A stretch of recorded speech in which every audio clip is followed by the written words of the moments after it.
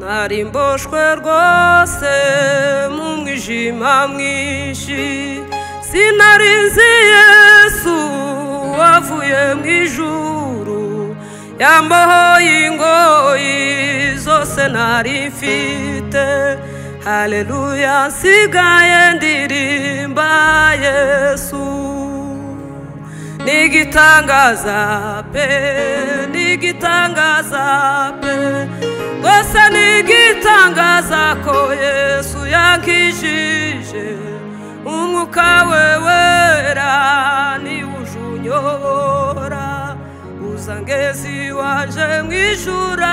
amahoro nigitangaza pe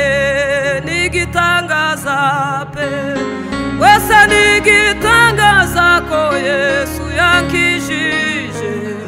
umwuka we wera ni ujunyobora uzangezi wanje mwijura amahoro iyo ngeragejwe n'umwanzi Satani waniyo ntambara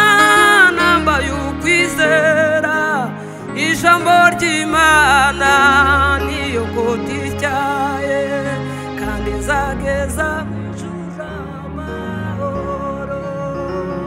nigitangaza pe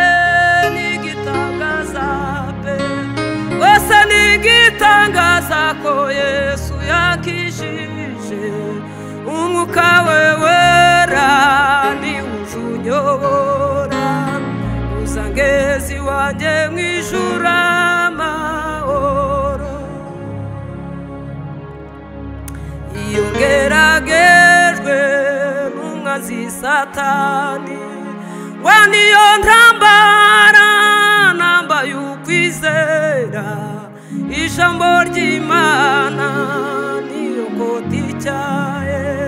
kandi rizageza mwijura amahoro nigitangaza pe Gosa nigitangaza ko Yesu yankijije umwuka we wera ni ujunyobora uzangezi wanje mwijura amahoro nyura mu misozi nyura mu mataba aho hose niko harusha umutima yasaba Uwiteka kugira ngo afashe Uwiteka nawe ntatinda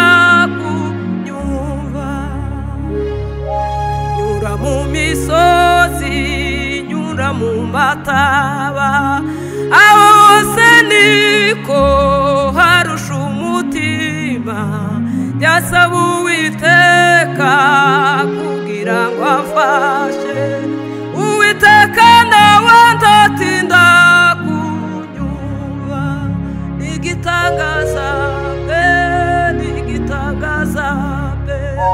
Gosa nigitangaza ko Yesu yankijije umwuka we wera ni